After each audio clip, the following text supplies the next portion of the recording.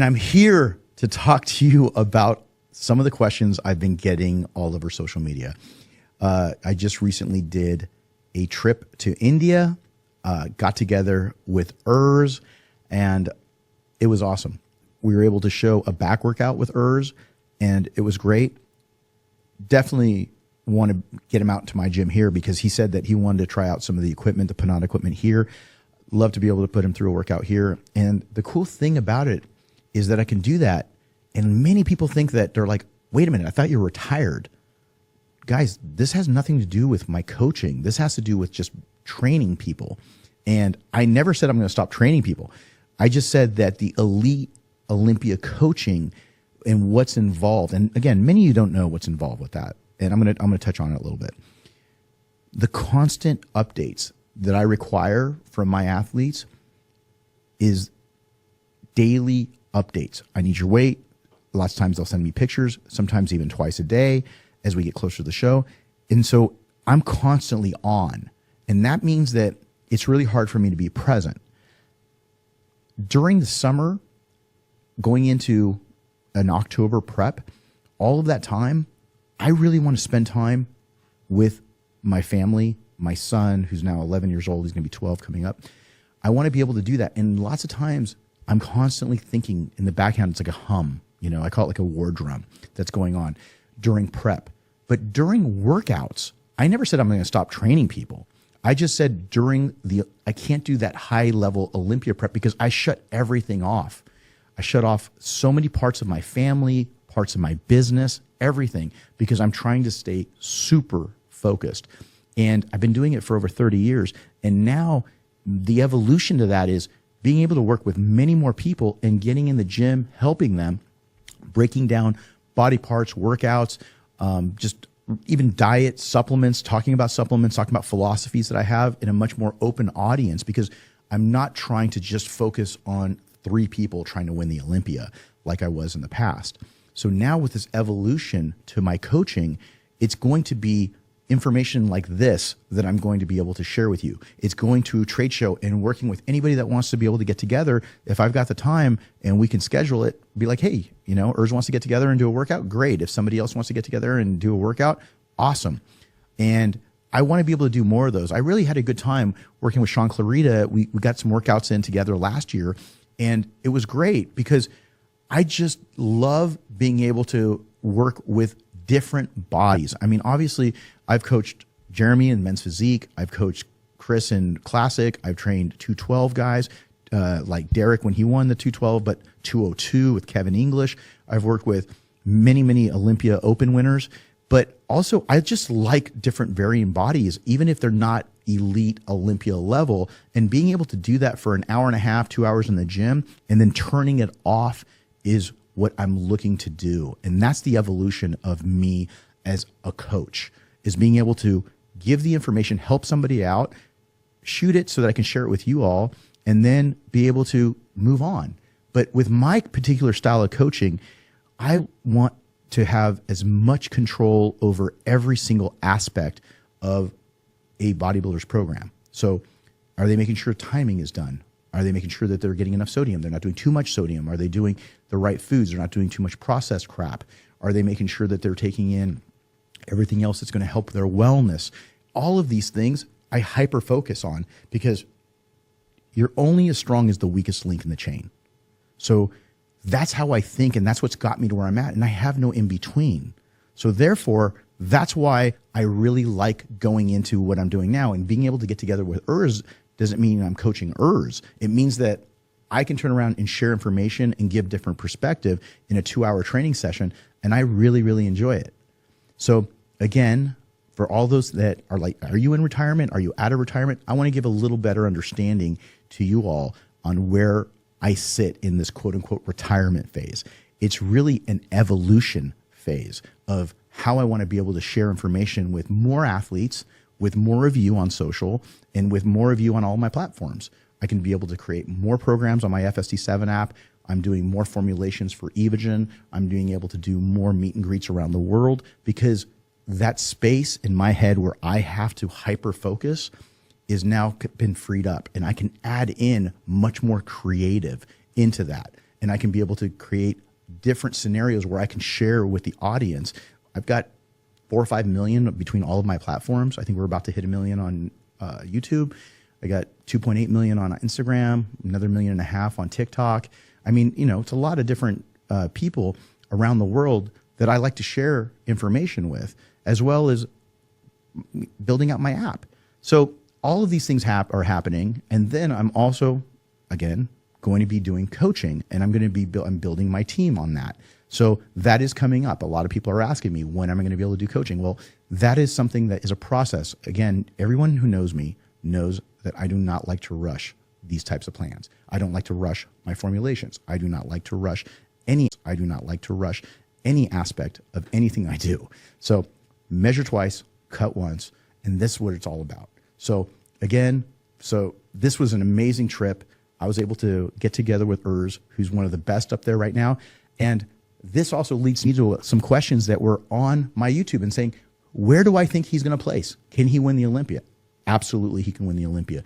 But I also believe that it is wide open right now. With Chris now retiring, the classic physique division is wide open.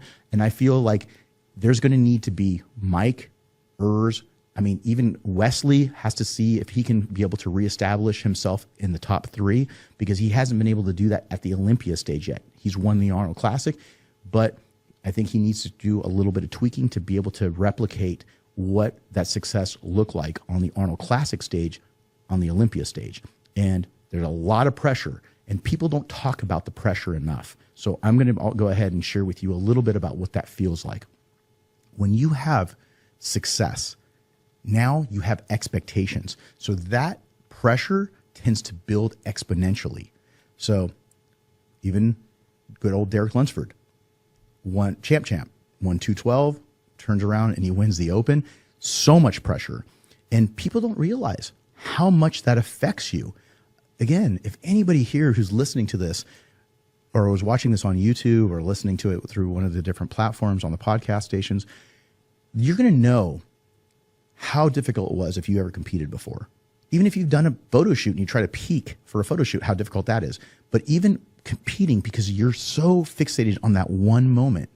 And if you turn around and you add in the fact that millions of people are watching your journey, millions of people are expecting you to always be at your best, and now you turn around and be able to do that, you have a guy like Derek Lunsford, who had been 4th place when I met him. Our first show together, he wins 212. Our second show together, he wins, he takes 2nd in the Open Olympia. His 3rd show together with me, wins the Open Olympia.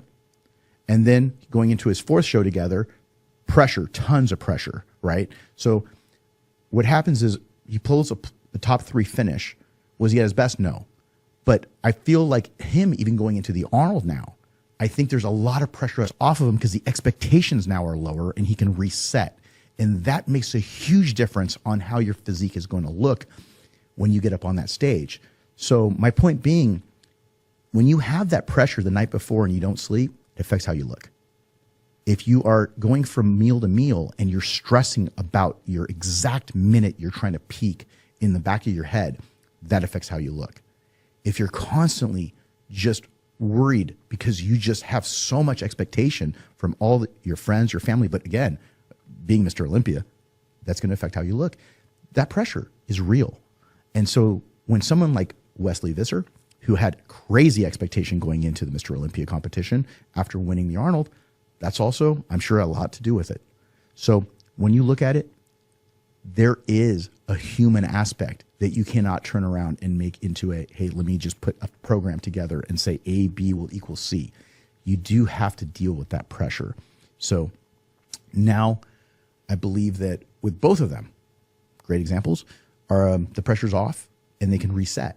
But I do feel like people have to take that in consideration.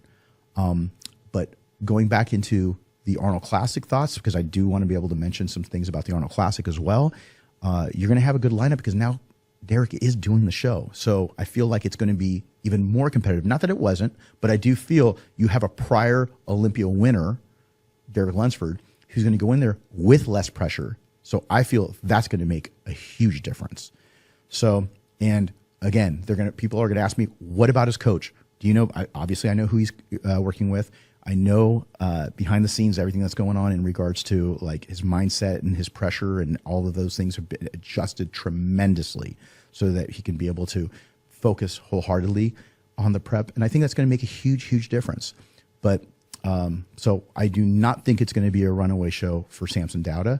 But I do think that you have him, you have Andrew Jack, you have so many really, really good athletes that are going in there to be able to really chop it up with Samson. But I do think it's one of those things where people have to take these things in consideration. So again, whether it's Wesley with the Olympia this year versus the Arnold last year, or I should say, you know, the difference with that, was it pressure? Was there something that was going on? I don't know the specifics on it. Actually, wouldn't be bad. We should probably get Wesley on here. I'd love to have him on here. So if anybody knows Wesley, let me know. Let him know that we'd love to have him on here because I'd love to do a Q&A with him and see how his mindset was between the two. And it's one of those things where we should definitely think about all those other things that go along with having to prep. But the evolution of my coaching, bringing it back to that, is that it's an evolution. I'm not retiring from coaching, everybody. I'm just not working on Olympia level athletes to that level. Am I still open doors for Hadi, Derek, all of those things? Absolutely. They can come in, train whenever. It's going to be an evolution to that. Obviously, Hadi has a language barrier issue that we're going to have to make sure that, you know, he has everything taken care of with his visa, with just so many different things. But I'm very considerate of all that.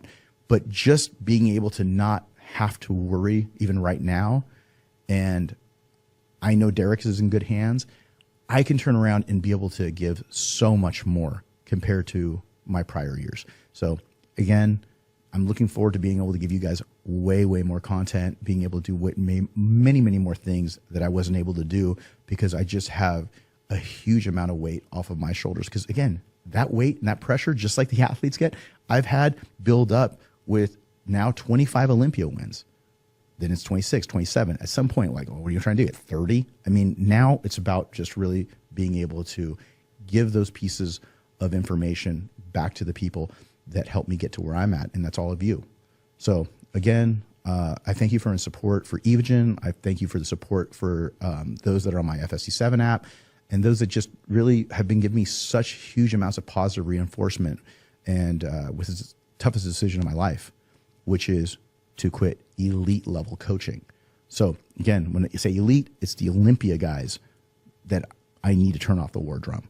But for now, I mean, you never know what's going to happen later either, because maybe in several years from now, things might change because Cameron, you know, gets older and all that. But right now, this opportunity for me to be able to bond with my son and constantly being present with him and being able to rewire my brain and reestablish my relationship with him as he's like a preteen, and being able to have fun with him without having to check my phone for a response to my text and a new set of pictures from one of the athletes, and making sure to create a solution for every single possible problem is something I don't have to worry about right now. So again, I love you all. I appreciate you all.